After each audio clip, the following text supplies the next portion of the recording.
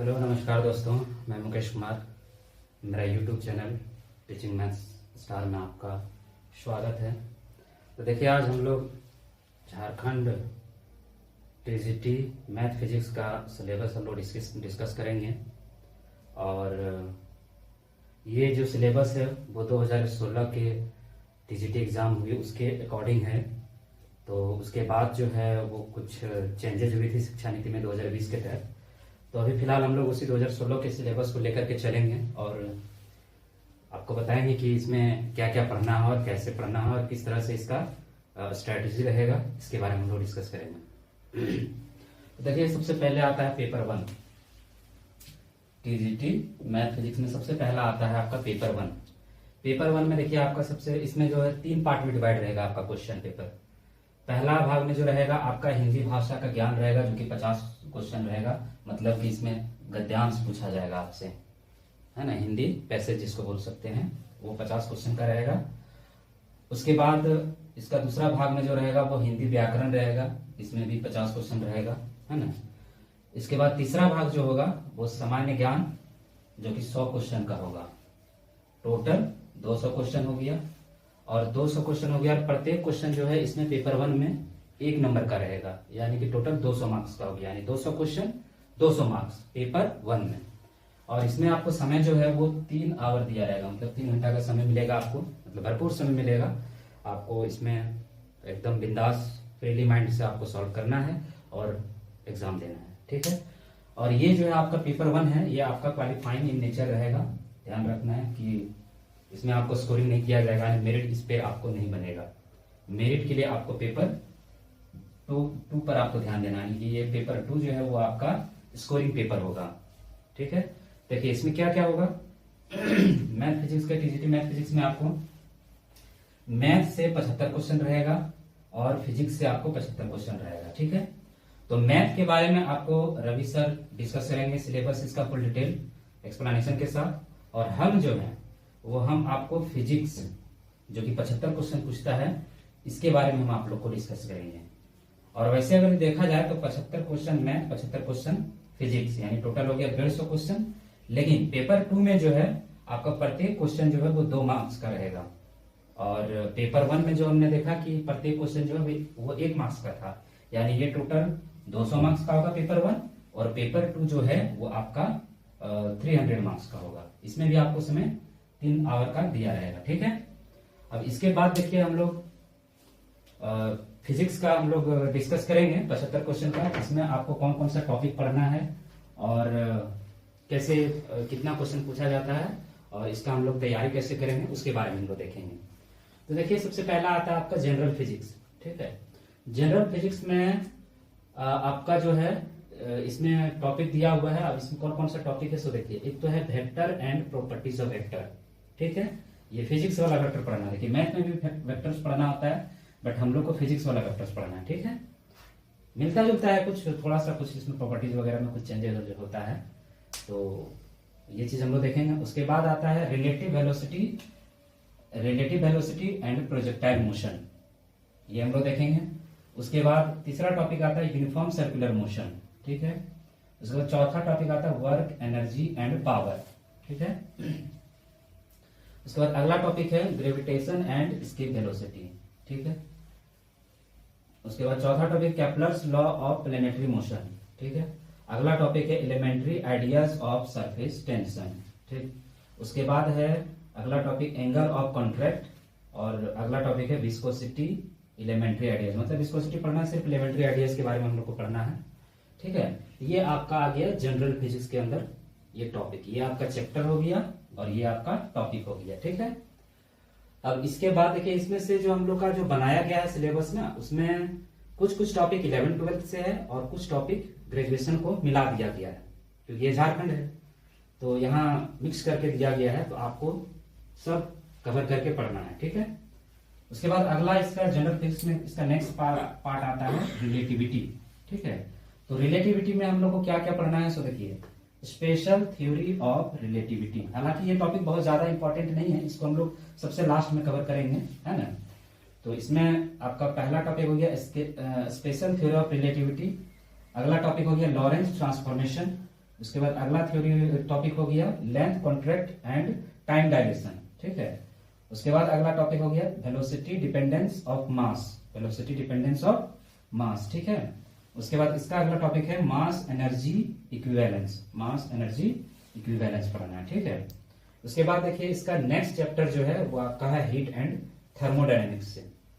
Heat and thermodynamics में आपको क्या क्या पढ़ना है, देखिए ये जो है आपका पूरा टोटल 11th-12th से कवर हो जाएगा, ठीक है। आप 11th-12th एनसीईआरटी को भी पढ़ते हैं तो बहुत अच्छे से कवर हो जाएगा, ठीक है। और हालांकि हम लोग को एनसीईआरटी को लेकर के ही चलना है, क्योंकि कोई भी एग्जाम हो उसमें एनसीईआरटी को ही बेस माना जाता है। तो हम लोग एनसीईआरटी तो कवर करेंगे ही, उसके अलावा उसके डिटेल एक्सप्लेनेशन और भी हम लोग देख लेंगे, ठीक है। तो हीट एंड थर्मोडायनेमिक्स में देखिए आपको क्या क्या पढ़ना है, काइनेटिक थ्योरी ऑफ गैसेस, ठीक है। ये थोड़ा बड़ा चैप्टर है, इसको हम लोग अच्छे से सावधानी से करेंगे क्योंकि इससे क्वेश्चन अच्छा सा पूछता है। उसके बाद आता है जीरोथ लॉ ऑफ थर्मोडायनेमिक्स, ठीक। उसके बाद आता है फर्स्ट लॉ ऑफ थर्मोडायनेमिक्स। उसके बाद अगला टॉपिक है आइसोथर्मिक एंड एडियाबैटिक प्रोसेस, ठीक। उसके बाद अगला टॉपिक है रिवर्सिबल एंड इरिवर्सिबल प्रोसेस, ठीक। उसके बाद अगला टॉपिक है सेकंड लॉ ऑफ थर्मोडायनेमिक्स। उसके बाद अगला टॉपिक है Carnot engine and it's efficiency, ठीक है। ये आपका हो गया हीट एंड थर्मोडायनेमिक्स का, ठीक। उसके बाद अगला है आपको ऑप्टिक्स पढ़ना है। ऑप्टिक्स 11th-12th पूरा नहीं पढ़ना है, इसमें आपको ये ऑप्टिक्स जो है ये ग्रेजुएशन लेवल का दिया हुआ है। तो हम लोग इसमें क्या क्या पढ़ना है इस चैप्टर में, देखिए एक तो पढ़ना है simple and compound microscope, simple and compound microscope पढ़ना है। इससे ज्यादा थ्योरी, ये जो ऑप्टिक्स वाला टाइप चैप्टर जो हम लोग को दिया गया है इसमें ज्यादातर थ्योरी बेस्ड क्वेश्चन रहेगा, ठीक है। और उसके बाद हम लोग को पढ़ना है हाइजेंस प्रिंसिपल। उसके बाद इंटरफेरेंस ऑफ लाइट, इसमें सिर्फ इंटरफेरेंस ऑफ लाइट में सिर्फ एलिमेंट्री एरियाज पढ़ना है। इसमें देखिए आपको क्वेश्चन ज्यादातर यहां से बनेगा सिंपल एंड कंपाउंड माइक्रोस्कोप से और हाइजेंस प्रिंसिपल से। इंटरफेरेंस ऑफ लाइट से आपको थ्योरी बेस्ड क्वेश्चन देखने को मिलेगा, ठीक है। उसके बाद इलेक्ट्रोस्टैटिक्स एंड मैग्नेटिज्म में हम लोग देखते हैं, तो पहला इसमें आता है टॉपिक जो है वो है Gauss theorem and its application. Gauss theorem पढ़ना है और इसके एप्लीकेशन के बारे में हम लोग जानेंगे। इसके बाद अगला इसका टॉपिक है electric potential and field at a point due to an electric dipole. मतलब इलेक्ट्रिक पोटेंशियल पढ़ना है किसके कारण से, इलेक्ट्रिक डाइपोल के कारण से, ठीक है। तो ये हम लोग देखेंगे। उसके बाद अगला टॉपिक है capacitor and combination of capacitor. तो इसमें आपको देखना है सीरीज एंड पैरेलल, यानी कॉम्बिनेशन हम लोग कैसे करेंगे सीरीज और पैरेलल में, ठीक है। इससे रिलेटेड क्वेश्चन रहेगा आपको। उसके बाद मैग्नेटिक हिस्टेरेसिस पढ़ना है। ये जो दो टॉपिक है आपका ये ग्रेजुएशन लेवल का जाता है, मैग्नेटिक हिस्टेरेसिस और क्लासिफिकेशन ऑफ मैग्नेटिक मटेरियल्स, ये आपका ग्रेजुएशन टॉपिक है, ठीक है। तो हम लोग इलेक्ट्रोस्टैटिक्स एंड मैग्नेटिज्म जो है ये सबसे बड़ा चैप्टर भी है और इससे सबसे ज्यादा क्वेश्चन भी पिछले बार टीजीटी में पूछा गया था। इससे 14 से 15 क्वेश्चन आपको दिया गया था, यानी पूरे टॉपिक में सबसे ज्यादा क्वेश्चन और सबसे ज्यादा कमांड आपको इसी चैप्टर पे करना है, ठीक है। तो सावधानी से करना है, अच्छे से एक क्वेश्चन को डील करना है। उसके बाद हम लोग देखेंगे करंट इलेक्ट्रिसिटी, ठीक है। करंट इलेक्ट्रिसिटी में हम लोग को पढ़ना है Kirchhoff's law and its application to a Wheatstone bridge. Wheatstone bridge के लिए हम लोग किरचॉफ लॉ एंड इसके एप्लीकेशन के बारे में पढ़ेंगे। उसके बाद इसका अगला टॉपिक आता है हीटिंग इफेक्ट ऑफ करंट। उसके बाद इसका अगला टॉपिक आता है बायर सर्वर्स लॉ और फिर आता है Faraday's law of electromagnetic induction और लेंज लॉ, ठीक है। तो करंट इलेक्ट्रिसिटी में आपको पूरा का पूरा 11th-12th अच्छे से पढ़ जाना है एनसीईआरटी को और इससे क्वेश्चन प्रैक्टिस करना है, क्योंकि ये दोनों टॉपिक जो है इससे आपको न्यूमेरिकल क्वेश्चन बहुत ज्यादा देखने को मिलेगा। इसमें थ्योरी क्वेश्चन बहुत कम बनता है, इसमें ज्यादातर आपको न्यूमेरिकल क्वेश्चन पे ध्यान देना है, ठीक है। उसके बाद आता है एटॉमिक एंड न्यूक्लियर फिजिक्स। इसमें हम लोग को क्या क्या पढ़ना है, देखिए स्ट्रक्चर ऑफ एन एटम। सबसे पहले हम लोग एटम के स्ट्रक्चर के बारे में पढ़ेंगे, ठीक है, कि कोई एटम कैसे होता है, उसमें क्या क्या प्रॉपर्टीज होती हैं और उसका जो है स्ट्रक्चर ऑफ एटम में क्या क्या इसमें ये क्या क्या स्ट्रक्चर होता है किसी भी एटम का, ये चीज हम लोग को देखना है। उसके बाद इसका अगला टॉपिक हम लोग पढ़ेंगे bourse theory of hydrogen atom. इसके बाद हम लोग क्या पढ़ेंगे, bourse theory of hydrogen atom. सिर्फ हाइड्रोजन एटम को पढ़ना है, चीज ध्यान रखना है ना, सभी एटम का नहीं पढ़ना है, हाइड्रोजन एटम का पढ़ना है। उसके बाद हम लोग देखेंगे हाइजेनबर्ग अनसर्टेनिटी प्रिंसिपल को पढ़ेंगे और फिर स्क्रोडिंगर्स इक्वेशन को पढ़ेंगे, ठीक है।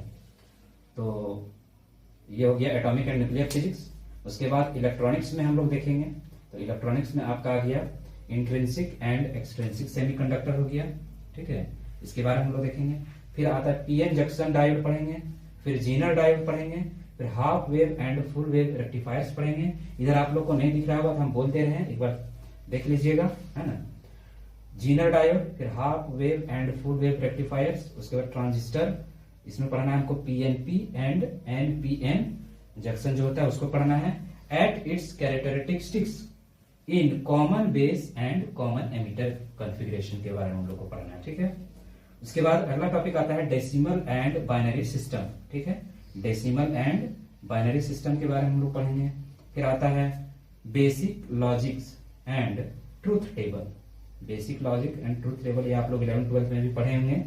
उसके बाद आता है बुलियन अलजेब्रा, यानी कि ये जो आपका टोटल जो है ये सारा 11th-12th का टॉपिक है, ठीक है, पूरा 11th-12th आपको यहां से कवर करना है इलेक्ट्रॉनिक्स में, ठीक है। तो ये आपका आ गया 7 चैप्टर है इसमें से, और 7 चैप्टर का टॉपिक दिया हुआ है, कुछ 11th-12th से है, कुछ ग्रेजुएशन से है, तो उसको हम लोग मिला के अच्छे से पढ़ेंगे। और देखिए इसमें किस टॉपिक से कितना क्वेश्चन पूछा गया है इसके बारे में भी हम एक बार आप लोग को बता देते हैं। देखिए जनरल फिजिक्स से जो है आपका जनरली 10 से 11 क्वेश्चन आपको इसमें से रहेगा, ठीक है। उसके बाद ये दोनों पार्ट जो डिवाइड है उसमें से पहला टॉपिक में, यानी कि इसमें 10 से 11 क्वेश्चन दोनों मिला के पूछा जाएगा, रिलेटिविटी और जनरल फिजिक्स से, ठीक है। उसके बाद हीट एंड थर्मोडायनेमिक्स में आपको 9 से 10 क्वेश्चन देखने को मिलेगा, ठीक है। और ये बहुत अच्छा टॉपिक है, आप इसको इसमें लॉ को बढ़िया से पढ़ लीजिएगा तो इसमें आपका पूरा क्वेश्चन बन जाएगा, ठीक है, इसमें छूटने वाले क्वेश्चन नहीं है, ठीक है। उसके बाद ऑप्टिक्स, ऑप्टिक्स भी बहुत अच्छा चैप्टर है, इसमें आपको 10 से 11 क्वेश्चन देखने को मिलेगा, ठीक है। उसके बाद इलेक्ट्रोस्टैटिक्स एंड मैग्नेटिज्म के बारे में बता ही दिए कि इस पूरे चैप्टर में सबसे ज्यादा जो क्वेश्चन है वो इसी से पूछा जाता है, इलेक्ट्रोस्टैटिक्स एंड मैग्नेटिज्म। और ये चूंकि ये बहुत बड़ा चैप्टर भी होता है, सबसे बड़ा चैप्टर इस टॉपिक में यही है, तो इसमें सबसे ज्यादा क्वेश्चन पूछा गया था, 14 से 15 क्वेश्चन पूछा गया था, ठीक है। इसके बाद देखिए करंट इलेक्ट्रिसिटी आता है, ये भी बहुत अच्छा चैप्टर है, यानी इसके बाद देखा जाए बढ़िया चैप्टर यही है, करंट इलेक्ट्रिसिटी है। ये आपको पढ़ने में भी और इसका क्वेश्चन बनाने में भी बहुत अच्छा लगेगा, है ना। तो इसमें आपको इस चैप्टर से आपको 10 से 11 क्वेश्चन पिछली बार पूछा गया था, ठीक है, ध्यान रखना है। और एटॉमिक एंड न्यूक्लियर फिजिक्स में भी आपको 10 से 11 क्वेश्चन पूछा जाएगा, और इलेक्ट्रॉनिक्स में इसमें भी 10 से 11 क्वेश्चन पूछा जाएगा। मतलब कि देखा जाए तो सभी टॉपिक का एवरेज क्वेश्चन जो है पूछने का वो 9-10 क्वेश्चन के आसपास है, थोड़ा सा क्वेश्चन बढ़ जाता है यहाँ पे, ठीक है, 14 से 15 क्वेश्चन। क्योंकि देखिए 7 टॉपिक है, अगर हम 10-10 क्वेश्चन बांटते हैं तो 70 हो गया, लेकिन पूछता है कितना, 75 क्वेश्चन, तो 5 क्वेश्चन कहीं से बढ़ाना पड़ेगा। तो पिछली बार इसमें से 14 से 15 क्वेश्चन कर दिया गया था, ठीक है, तो इस चीज को ध्यान रखना है। और देखिए एक्चुअली होता क्या है कि झारखंड का जो सिलेबस बनाया जाता है, तो इसमें क्या है कि इसका जो सिलेबस बनाया जाता है किसी भी एग्जाम का आप देख लें, तो इसका कोई मतलब एक होता है कि हम लोग जैसे कोई भी एग्जाम, अगर कहीं एग्जाम होता है तो उसका एनसीईआरटी बेस माना जाता है, लेकिन हमारे झारखंड में कोई एनसीईआरटी नहीं, कहीं कहीं से 11th-12th से टॉपिक दे दिया गया है, तो कहीं ग्रेजुएशन से उठा लिया गया है। अभी देखेंगे आप बिहार में जो एग्जाम हो रही है उसका डायरेक्ट जो सिलेबस होता है वो to the point NCERT based होता है। आप 11th-12th का अगर लेवल पे आप एग्जाम देने जा रहे हैं बिहार में, तो आप 11th-12th का एनसीईआरटी पढ़ जाइए, आपको उससे बाहर क्वेश्चन नहीं देखने को मिलेगा। लेकिन हमारा झारखंड है, तो झारखंड में आपको सिलेबस देखिए किस तरह से मिक्स करके बनाया गया है, और हम उम्मीद करते हैं कि आप लोग को सब ये टॉपिक समझ में आया होगा। हमने इसमें बता दिए कि पेपर 1 और पेपर 2 दो पार्ट में रहेगा, 2 पेपर का एग्जाम होगा, पहला पेपर आपका क्वालिफाइंग रहेगा और दूसरा पेपर स्कोरिंग रहेगा, ठीक है दोस्तों। तो हम लोग नेक्स्ट वीडियो में जो है हम लोग अब स्ट्रैटेजी तैयार करेंगे और हम लोग इसका टॉपिक को शुरू करेंगे। हम लोग का पहला टॉपिक होगा जनरल फिजिक्स, क्योंकि इसमें जो है कुछ कुछ बेसिक टॉपिक है जिसको आप लोग को जानना जरूरी है, ठीक है। तो हम लोग नेक्स्ट क्लास में हम लोग जनरल फिजिक्स में हम लोग देखेंगे वेक्टर्स एंड देयर प्रॉपर्टीज के बारे में हम लोग देखेंगे, उसके बाद बाकी के टॉपिक को कवर करेंगे। उसके बाद हम लोग आगे देखेंगे कौन सा चैप्टर करना है, ठीक है। तो आज के लिए इतना ही, और उम्मीद करते हैं कि ये वीडियो आप लोग को अच्छा लगा होगा, और अगर इफेक्टिव लगा होगा तो लाइक, शेयर और सब्सक्राइब कर दीजिएगा। धन्यवाद। और मेरा यूट्यूब चैनल है teaching math star, teaching math star, आप इस चैनल को सब्सक्राइब कर लीजिएगा। इसमें आपको रेगुलर वीडियो मिलता रहेगा झारखंड टीजीटी के लिए, और बहुत बेहतरीन कंटेंट के साथ आप लोग को तैयारी करवाया जाएगा। और आप लोग को कहीं जाने की जरूरत नहीं है, आप जहां भी हैं हमारे इस चैनल पर वीडियो के माध्यम से अपना तैयारी को बिल्डअप कर सकते हैं। बहुत बहुत धन्यवाद। Thank you.